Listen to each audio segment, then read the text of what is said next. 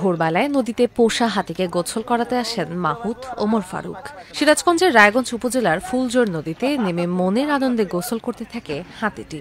কিন্তু একটা সময় পর হাতিটিকে নদী থেকে তুলতে গিয়েই বিপাকে পড়ে মাহুত। পোষা হাতি হলেও কোনোভাবেই হাতিটি তার কথা মানছিলই না।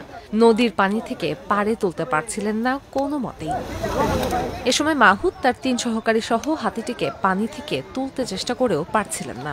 নদীর দুই পাড়ে ভিড় জমান আশেপাশের নানা বয়সী মানুষ। ফুলজোর নদী পাড়ে দাঁড়িয়ে দেখছিলেন হাতি আর মাহুতদের জলকেলি।